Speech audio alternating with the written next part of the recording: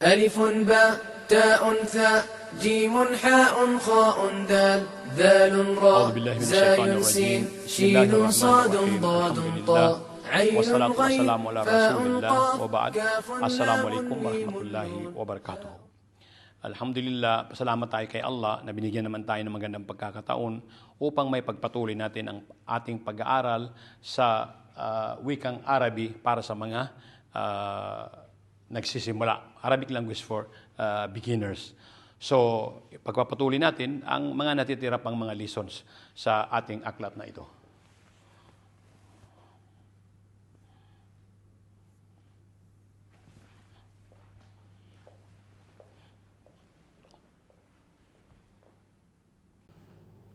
So ngayon, sa ano naman tayo sa aralin 11. So ayan siya, ang topic natin, ang ating gagawin ngayon ay huruful qamariyah was shamsiyah. Huruf shamsiyah and huruf qamariyah. So ito yung ating mga pag-uusapan ngayon, ang tungkol sa sa isang letter na ito, pero dalawang kanyang function o dalawa ang paraan ng pagbabasa niya. Pagbabasa sa kanya yung letter na lam o titik na lam. So ayan siya, huruf shamsiyah at saka huruf al-qamariyah. Ang mga katinig na Arabi, ang mga vowels na Arabi ay nahati sa dalawang kategori. Huruf shamsiyah, ang mga letter, hindi vowels. Okay? Ang mga katinig na Arabi o ang mga consonants na Arabi ay nahati sa dalawang kategorya.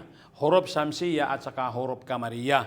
So mayroon tayong 28 letters, 28 na titik sa Arabi. So hinati 'yon. Ang kalahati nun ay belong to huruf shamsiyah at ang kalahati ay belong to huruf qamariyah. So ang tiyak na artikulo ay ito. Yung lam na yan, alif lam. Yung lam, para mabasa siya may alif al. Pero ang topic natin ay yung lam. Pag ano ang nangyayari sa kanya, pag ginagamit siya doon sa mga word na indefinite or definite. So yan, yung al na yan, nangahulugang ang sa Tagalog, the sa English, ay dinadagdag sa pangalan, sa noun o pang-uri na binibigyang kahulugan nito. Ang artikulong ito ay nagdadala lamang ng katinig na lam o letter na lam na may sukun. Yung lam na iyan na may nakalagay na sukun sa itaas. Sala, dahil walang salitang Arabi na nagsisimula sa sukun, ang alif na may hamzatul wasal ay nilagay doon sa unahan ng lam. Idinagdag sa lam at isinusulat bilang al. So ito yung lam na di makapagsalita, so nilagyan ng alif para mabasa siya ng al. Sa kasong ito, binibigkas itong bilang al. Halimbawa, kapag ito ay nasa simula ng isang salita at pagkatapos ng paghinto. Ganon. So mayroon kang word halimbawa na waladun, ang meaning ay a boy. Kung gusto mo siyang gawing the boy, so ang gagamitin mo sa unahan ay lalagyan mo ng al.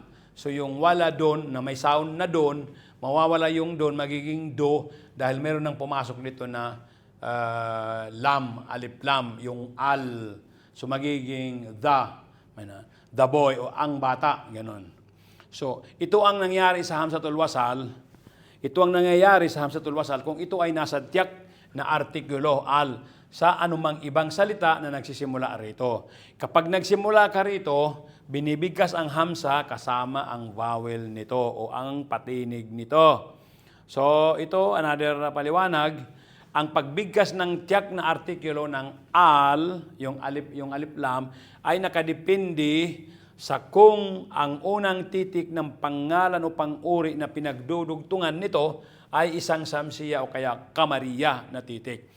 Pag dito mo mailagay yung lam sa unahan ng shamsiyah, so walang sound ang L, magiging ash. Ganon. Mag-sound siya sa, imbis na al, walang sound yung L dahil nasa unahan siya ng shin. Ang shin ay automatic siya maging doble. Mayroong shadda magiging ash-shamsu, ash-shamsiyah. Ano, halimbawa ito. Qamariyah, pag ilagay mo siya ng al, may sound ng L. Magiging al-qamariyatu. Kasi ang word na ito ay nag-start ng kaf, which is ito ay belong to Kamariya. Mayroon siya mga kapatid, 14 sila. Ito namang Shamsiya, itong letter S, Shin, mayroon siya mga kapatid. So kayon, 14 at 14. So sa tiyak na artikulo, laging binibigkas itong al, halimbawa sa mga salitang albayto. Ang word halimbawa ay baytun, baytun, a house. Pero nung yun ay indefinite yun, hindi clear na kaninong bahay yun, walang klaro. Pero pag gusto mong mayroong kang tinutukoy na bahay, yung bahay ni Ustad, yung bahay ni Uncle, yung bahay na... So kailangan maglagay ka ng al. O kaya sa English sabi mo, the house. Sabi mo, albaytu.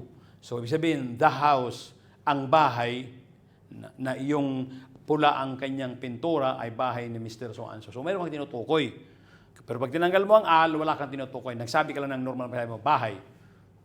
Dito naman, al-ummo, the mother. So mayroon kang tinutukoy. Kaya nakalagay dito al. Pero kung huwag mong lagyan ng al, sabihin mo na ng ummon. So, a mother. Wala kang tinutukoy. Sino yun na mother? Pero pag al, may tinutukoy ka. Al-ummo. So, al-maktabo. Sabi mo, maktabon, a table. Pero wala kang tinutukoy na table. Kaninong table? Pero pag magsalita ka ng kahit pa sa English, na may tinutukoy kang table, halimbawa sabi mo, the table of Ustad is red color. Ganun. Pero kung sabi mo ng a table, so wala kang tinutukoy na table, any table. Kaya al ang kailangan, al-maktabu. At iba pa, lalo na kapag ito ay may kasamang kamariya na titik. Ang mga sumusunod ay tinatawag na kamariya na mga titik. So ito yung mga titik ng kamariya. Yan yung mga letters ng kamariya. Alif, ba, wala dito yung ta at saka tha. Dahil ang ta at saka tha belong to Shamsiya. So nilabas natin ang Shamsiya dahil nandito siya, dito natin tinipon. Okay? So doon naman ang kamariya. Unahin natin mo ng kamariya. Alif, ba, jim, ha, kha, ain, ghain, fa, qaf, kaf, mim, ha, waw, ya. So ito yung mga liter ng kamariya. 14 sila. Dito naman, ang mga liter ng Shamsiya, 14 din sila. Ta, tha, dal, dhal, ra, zay, sin, shin, sad, dad, ta, dha, lam, nun. So yan siya ang mga Shamsiya. Yung kapag ang word na ito, ang mga letters na ito ay isa sa kanila ay nasa unahan ng salita at pag nilagyan mo ng al, hindi magsasound ang lam, ang al. Kasi automatic dito, sabi mo tingnan mo ang pangalan, atta. So, atta. So, may doon, may al, pero walang sound ng L dahil Shamsiya ito. So, automatic siya magkakaroon ng shadda. Tingnan mo, atta, atha, addal, yung mga pangalan nilang sinabi ko pero in-applyan ko ng lam kamariya. Ng lam, ng al. Pero ang sound dito dahil Shamsiya ay walang sound ng al. Diretso, shadda ang letter dito. Tingnan mo. Halimbawa, yung pangalan niya, ta. Sabi ko, atta. Ito, tha, atha. Ito, dal, addal. Dhal, addal. Ra, arra. Zay, azzay. Sin, ashin. Sad, assad. Ganun siya. Ashin, assad, addad, atta, adda, allam, annun. Doon sa taas, mga kamariya, tingnan mo pangalan nila, alif, al-alif, ba, al-ba, jim, al-jim, ha, al-ha, kha, al-kha, ain, al-ain, ghain, al-ghain, fa, al-fa, qaf, al-qaf, kaf, al-kaf, mim, al-mim, ha, al-ha, waw, al-waw, ya, al-ya. So ito na mga letters, pag ilagay mo ng al, may sound. May sound ang lam. Dito sa baba, wala. Tingnan mo. Kapag ikonekta sa isang Shamsiya na titik, bagamat ang tiyak na artikulo ay nakasulat bilang al, ang L or lam ay hindi binibigkas, hindi siya nagsasound. Sa halip, ito ay pinagsama sa unang titik ng mga salitang nagsimula sa Shamsiya natin. Mayroon siyang shadda doon. Ang mga sumusunod naman ay mga letter na Shamsiya, yun doon kamariya. So kung ang katinig o ang vowel, katinig, na agad na sumusunod sa kanya na artikulo ay isang Shamsiya na titik, ito ay pinagsama sa nasabing katinig. Halimbawa, binibigkas ito bilang dal, ra, kung ang sukun ay L at ang pinagkaroonan ng shadda sa katinig na sumusunod sa al. Halimbawa, Shams, nung lagyan mo ng al, walang sound ng L. There is a Ashamsu. Okay? Yan o. Ang shadda ay pumapalit sa tahimik na L, kaya ang darso magiging ad-darso. Ganon. Then, ay binibigkas bilang ad-dars. Ad-dars. At hindi al-dars. Hindi pwedeng al, kasi dahil walang sound yung lam, dahil mayroon siyang samsiya dito, at diretsong shadda. Ano? Bilang ad-dars, at hindi al-dars. At ang rasul, magiging ar-rasulu, ay binibigkas bilang ar-rasul at hindi al-rasul, kundi ar-rasul. Okay? So, pag inulit-ulit ninyo ang pagkikinig sa video na naka-record natin, inshallah, pag dinownload na natin, so maintindihan nyo na ng mabuti kung hindi pa klaro sa inyo ngayon. So, ito naman ngayon, pagbasa ng al, ng lam kamariya, ng alif at saka lam, pagbasa ng al sa inyong samsiya at kamariya, gamit ang lahat ng titik ng mga simbolo ng patinig. Ito siya.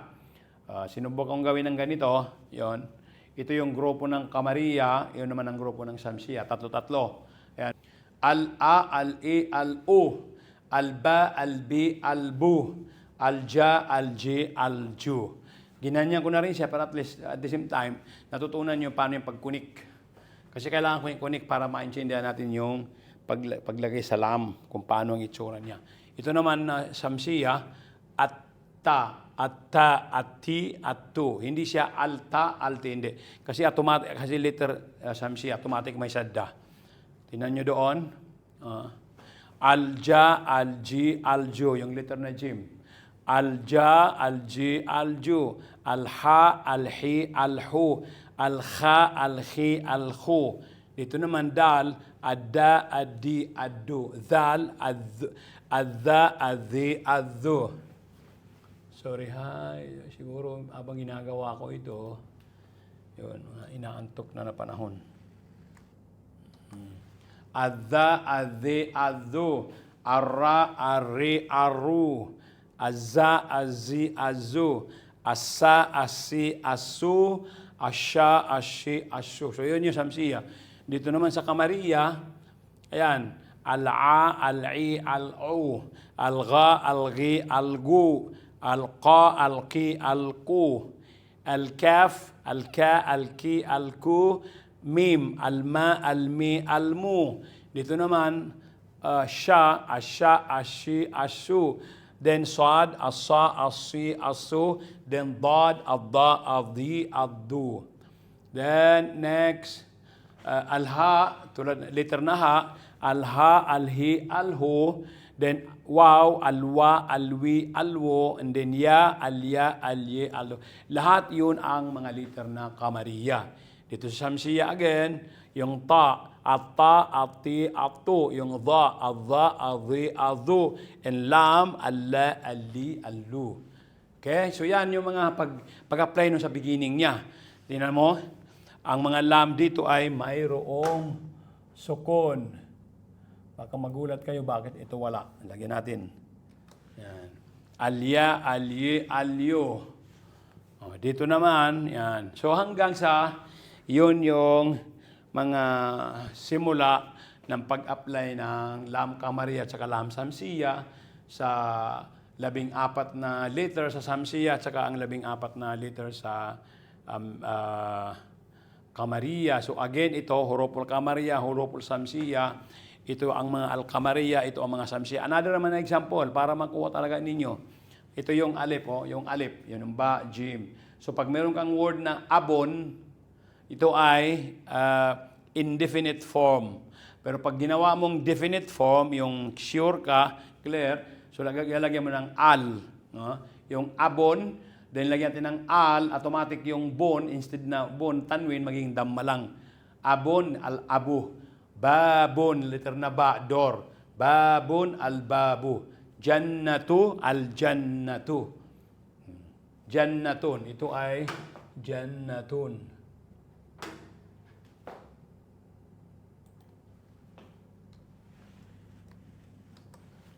Jannatun, al-jannatu. Ganyan. Himarun, al-himaru. Khubzun, al-khubzu. Ainun, al-ainu. Ghadaun, al-ghadau. Fammun, al-fammu.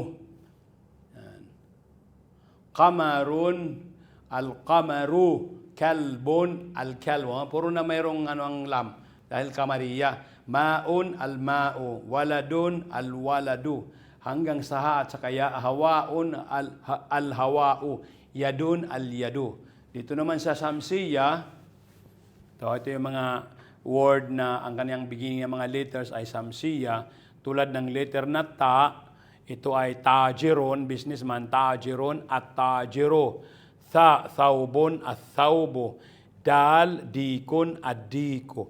Dhal, dhahabun at dhahabu. Ra, rajulun at rajulu. Zay, zahratun at zahratu. Then sin, samakun. So, lahat nagbigay sa mga letter ng Samsiya. So, pag ilan natin ang al, walang sound ang lam. Az-zahratu dahil alatul sadda. Az-zahratu, as-samaku, as-shamsu. So, okay? Yan yung mga halimbawa doon sa mga ating huruf kamariya at saka huruf Samsiya. Mayroon pa dito yung kaf, kamarun, al-kamaru. Kaf, kalbun, al-kalbu. Mim, maun, al-ma'u. Then waw, waladun, al-waladu. Hawaun, al-hawa'u. Then ya, yadun, al-yadu. Ganon din sa kabila, ito ay Samsiya na halimbawa letter na sad, sabi niya sadrun, as-sadru. Da, daifun, ad-daifu. Ta, talibun, at-talibu. Then letter na dha, dhahrun, halimbawa dhahrun. Then with alif lam, so ad-dhahru. Then lahmun, al-lahmu. Najmun, an-najmu. Then so on and so forth. So ito na yung next. Ang next naman ay kahulugan ng mga salita. Yung mga words doon ay nilipat ko dito. Then nilagyan ko ng mga meaning. At least para alam mo. Yung doon kanina na may word na pag ganyan pababa sa kamariyan, doon na may Samsiya, nilagyan ko ng mga meaning. Ginanon ko siya. Halimbawa, al-abu, father.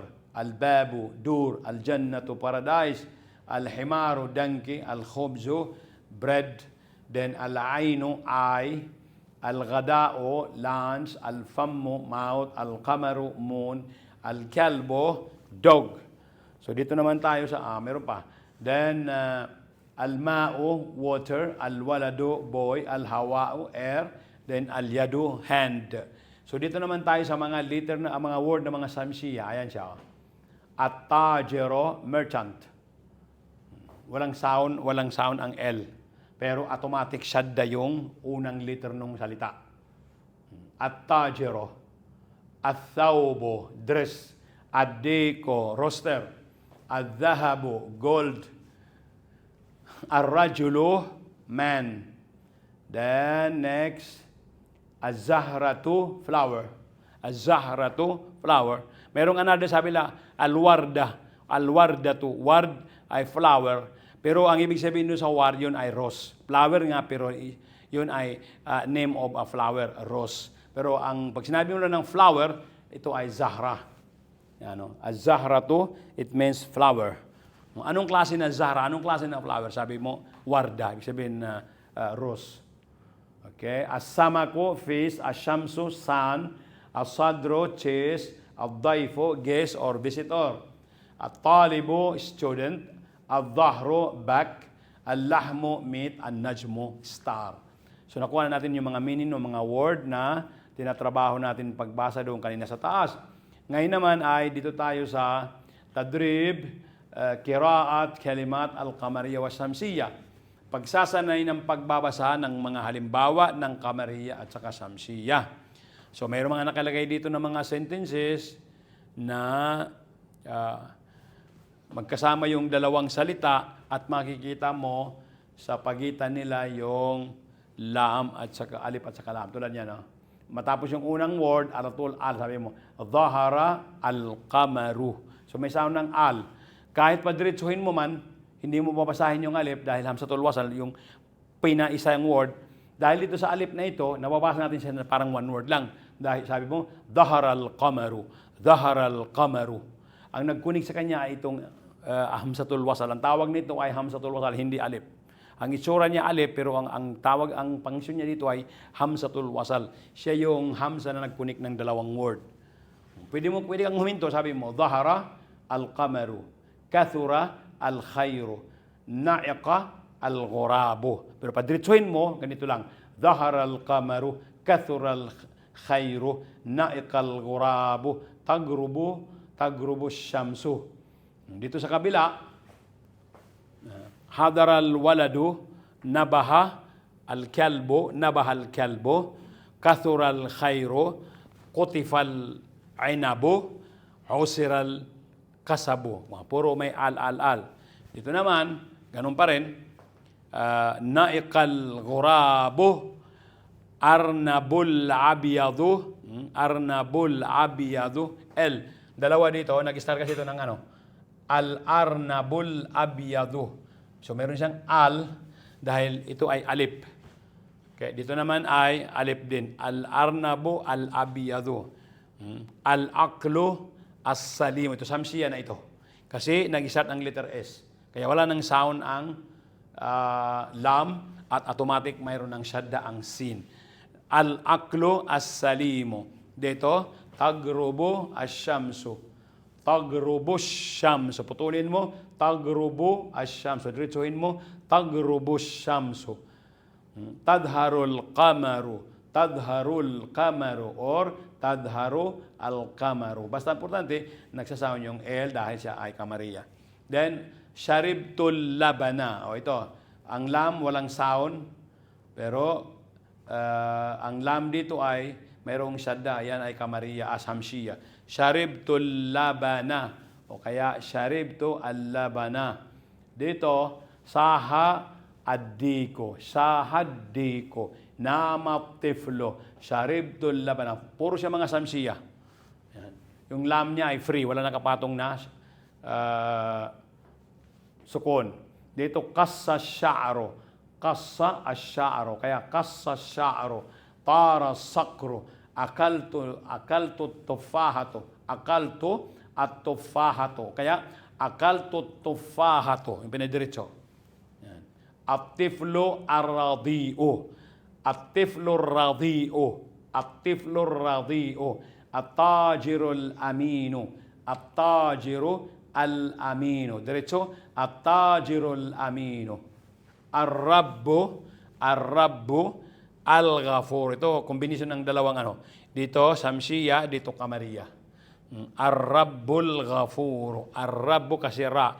Dito naman ay dahil gain. Al-gha. Ar-ra, al-gha. Ar-rabbul ghafuru. Then, yaktubu at-talibu. Yaktubu at-talibu. Yaktubu at-talibu. Yan, lam samsiya yan. Dahil itong ta, samsiya ito na letter. Ito naman ay tarsumul binto. Ang ba ay kamariya, kaya ang alif dito, ang lam dito ay may sound na L. Nag-sound ang lam. Tarsumul binto. Ito samsiya dahil letter na ta, samsiya. Kaya walang sukun sa lam. Yadrusu at tilmidu. Yadrusu tilmidu. So ito na yung ating mga practice sa mga word na mayroong kamariya at saka samsiya. So ulitin ko lang pagbabasa ito na medyo mabilis para at least mag-benefit din kayo sa sarili, makapag-review. Ito, dhaharal qamaru, hadaral waladu, nabahal kalbu, kathural khayru, qutifal ainabu, usiral qasabu, na'ikal ghurabu, al-arnabul abyad, al-aqlu salim, tagrubu syamsu, tadharul qamaru, sharibtul labana, sahad diku, nama tiflu, sharibtul labana, qassa sya'ru, tara saqru, akaltu tuffahatu, at-tiflu radi', at-tajirul abyad, at-tajirul amin, At-tajirul amin. Ar-rabbul ghafur. Ar-rabbul ghafur. Yaktubu at-talibu. Yaktubu at-talibu. Tarsumul bintu. Yadrusut tilmidhu. So alhamdulillah, I hope na nag-enjoy kayo sa ating class, kayong mga nandito sa class at kayong mga manonood, inshallah, na alhamdulillah, inshallah, nag-i-improve na yung ating kaalaman sa pagbabasa. Marami na tayong nakikitang mga vocabulary ng ating Arabic language. So, salitang Arabi. Shukran. Assalamu alaikum warahmatullahi wabarakatuh. خاء دال ذال راء زاي سين شين صاد ضاد طاء عين غين فاء قاف كاف لام ميم نون هاء واو ياء ياء هذه حروف الهجاء ألف أرنب يجري يلعب يأكل جزرا كي لا يتعب باء بطة نطت نطة وقعت ضحكت منها القطة ألف أرنب يجري يلعب يأكل جزرا كي لا يتعب باء بطة نطت نطة وقعت ضحكت منها القطة تاء تاج فوق الراس فيه الذهب وفيه الماس ثاء ثعلب صاد دجاجة وماكر وقت الحاجة تاء تاج فوق الراس فيه الذهب وفيه الماس ثاء ثعلب صاد دجاجة وماكر وقت الحاجة جيم جمل في الصحراء مثل سفينة فوق الماء حاء حج أسمى رغبة فيه طواف حول الكعبة جيم جمل في الصحراء مثل سفينة فوق الماء حاء حج أسمى رغبة فيه طواف حول الكعبة خاء خبز عند البائع لا يأكله إلا الجائع دال ديك